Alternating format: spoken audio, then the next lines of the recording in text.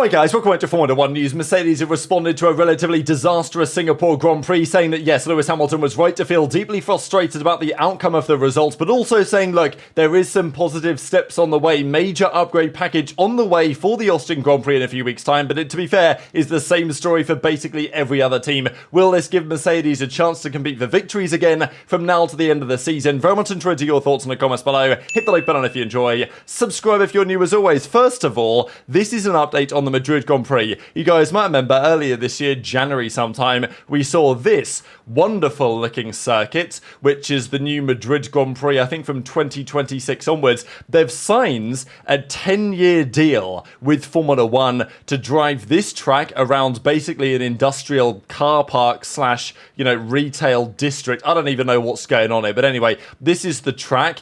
We're going through like 2 or 3 roundabouts. We clowned it at the time and for good reason. But this is the circuit layout proposed. We are, they fixed Barcelona. This is the annoying thing for me. They got rid of that stupid final chicane because it's now safe enough to drive pretty much flat out around that second to last corner at the Barcelona track. And, I think Barcelona's a great circuit in my opinion. Maybe a hot take. People think it's boring, but, I love Barcelona personally. And we're going to get rid of it for this. But maybe we're not, because the latest story is that actually they've not built this circuit yet, right? It's obviously ready in a couple of years, and they're meant to be racing there for 2026 all the way to 2035 at a bare minimum. So, there's lots of money being thrown around. The issue is nobody wants to build the thing, right? So they're struggling to find investors to build the track, and now they're basically trying to get anywhere they can who's actually going to build this damn thing. So, yeah, I don't know if there's going to be any future here. If it falls through and if they can't make it happen, then I think many of us would be kind of happy to see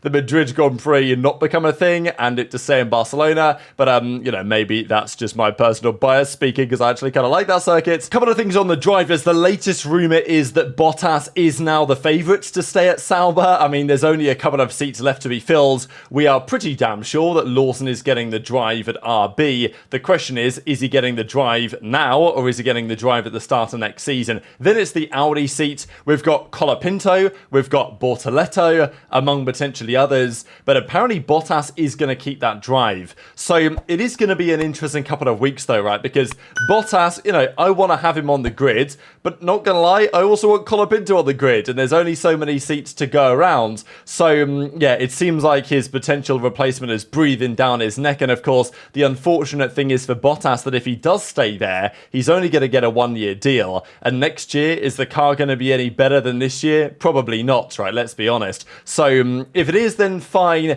but if it's not, and really you're just waiting for 2026 to see if Audi are competitive, but it's pretty likely that Bottas will just get dropped after next season anyway, because when it's fully Audi, they might well keep Hülkenberg over Bottas if they have to choose one of the two, because he's German, so that works with the Audi thing. And then their other driver, who knows, but of course, maybe down the line Carlos Sainz is potentially going to go to that team, or there's other options as well. But yeah, it's just tricky for Bottas, because as much as I want him to stay in the sport, he will probably just be driving around at the back again next season, and then he might well just get dropped anyway before the new regulations start. So maybe it makes more sense to put Colapinto in the car. Intrigued to your thoughts in the comments. Red Bull, of course, have still said nothing about Danny Rick, whether he's keeping the drive or not. Even Laura Mecchi says that they've been too public on basically saying, yeah, we are considering changes, we will make a decision very soon. So Ricciardo has said goodbye to the paddock, but technically Red Bull haven't said goodbye to him quite as of yet. So that one is still massively in flux. Of course, another couple of names have been going around too. Zane Maloney, who has definitely been a popular driver from Barbados in Formula 2 recently. He did a pretty good job this season. Pace at times, but mistakes, maybe too many mistakes, stuff like that. And he's actually going to join Formula E for next season. So one of those drivers that was maybe on the cusp. I mean, in that kind of Colapinto category of a driver who's shown some promise and maybe could do a good job at the Formula 1 level if he got the opportunity. Not going to happen though. For now, for Maloney, he's going elsewhere. So the names I mentioned over the last couple of minutes, those are the names to keep your eye on. Big news as well for the Circuit of the Americas. They have resurfaced the track. Now, you guys might remember last year, it was rather bumpy at the Austin Grand Prix, to such an extent that a couple of rather notable drivers got disqualified from the race.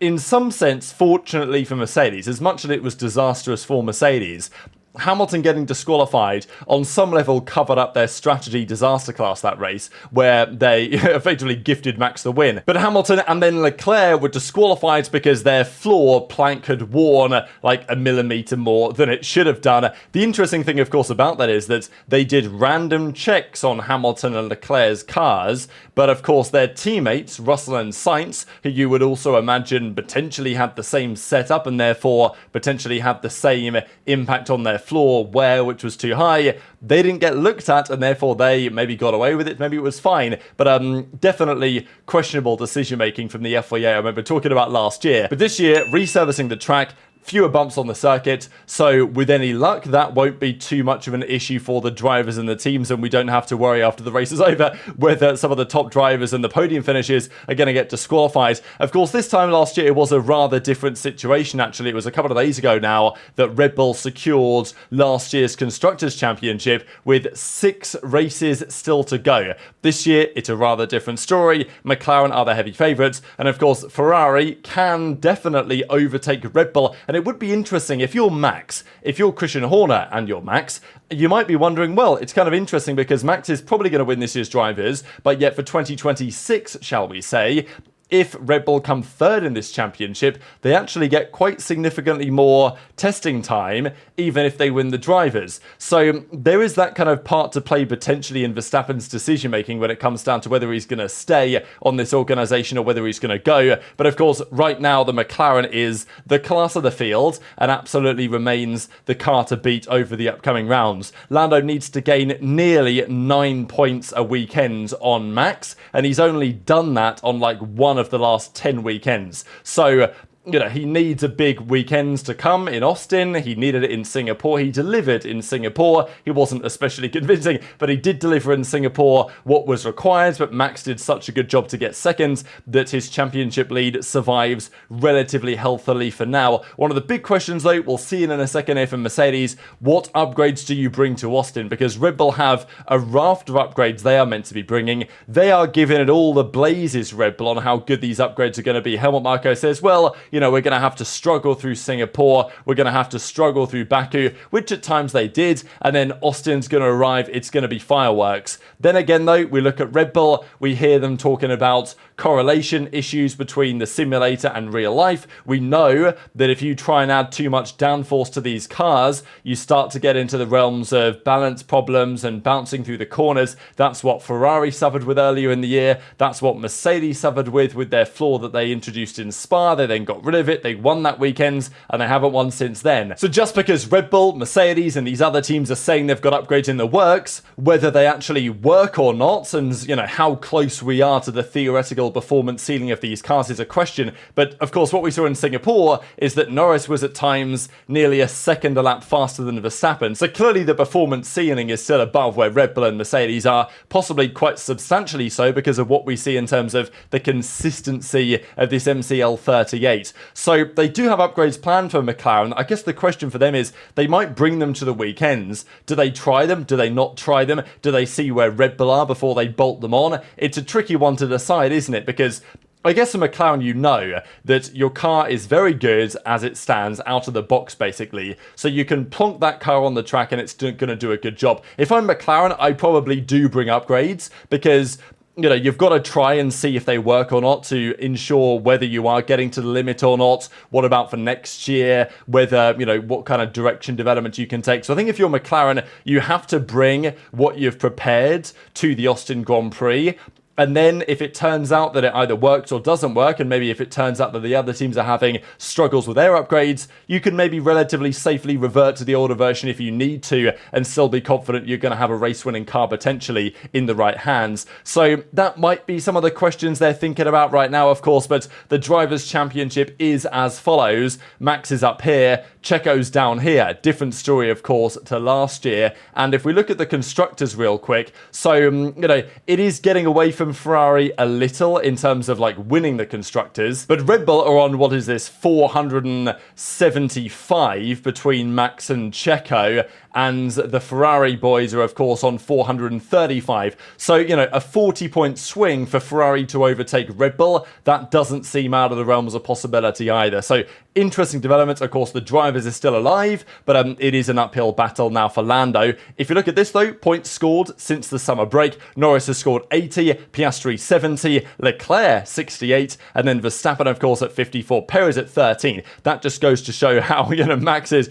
really dragging that Red Bull over the line this year, which it seems like he is going to be able to execute. But of course, in the Mercedes guys, it's been a pretty rough series of weekends. I mean, it wasn't long ago Hamilton was winning Silverstone. He was then winning Spa after George's disqualification shortly afterwards. And now, the amount of points he got for those race wins, 25, he scored 24 over the last few races. So Mercedes have fallen off quite dramatically. There's a question as to why, and now they're trying to diagnose that. And as I said yesterday, right, I think Hamilton will be maybe in the middle of the season. He was questioning whether he'd made the right decision or not. Ferrari were floundering. Mercedes were back to winning ways. But I didn't really expect that to necessarily continue. I think even Mercedes themselves recognised that maybe there would be certain tracks they would be competitive on.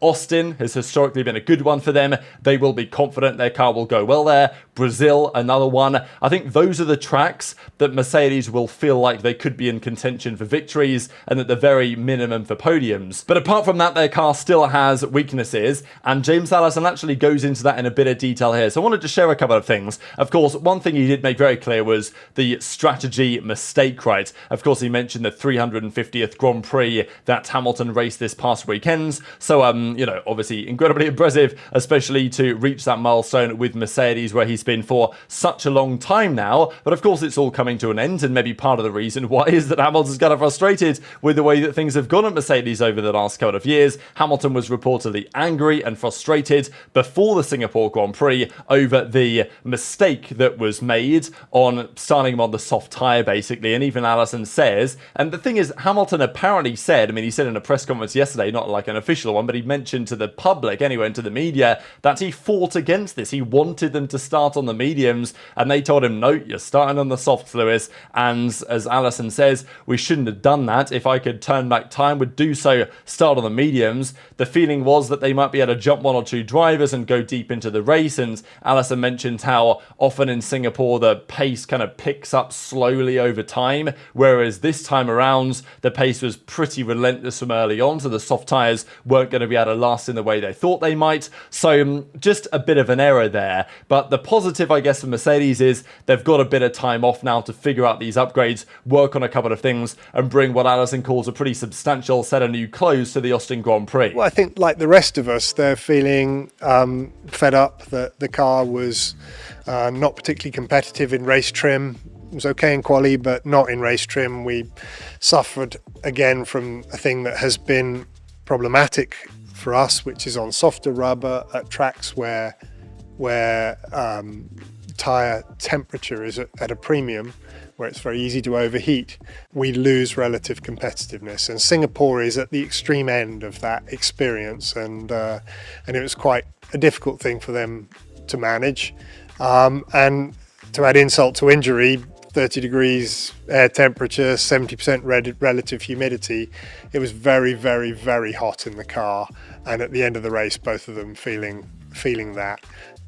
They feel a lot better now from the heat part of it, you know, cold ice bath and a few drinks, and they bounce back relatively swiftly. But the more significant thing, which is caring about the pace of the car, that hurt lingers a little. And we'll be also doing quite a lot of work to bring our last upgrade of the season together. We've got a fairly substantial set of new clothes for the car coming for Austin that we've, you know, hope will give us a decent weekend there. So we've got to deliver all that and get ourselves ready for these last few rounds. I will say, interesting to note there that, as he mentions, the car struggles on these tracks where the tyres can overheat, when, you know, keeping the tyres in the right window is a challenge, especially on hot conditions like Singapore. And as he said, you know, that's one of the worst circuits for us theoretically. So, you know, and you're going to put Lewis on the soft tyres that are going to most easily degrade and suffer from those problems at that circuit right when you know that's a weakness.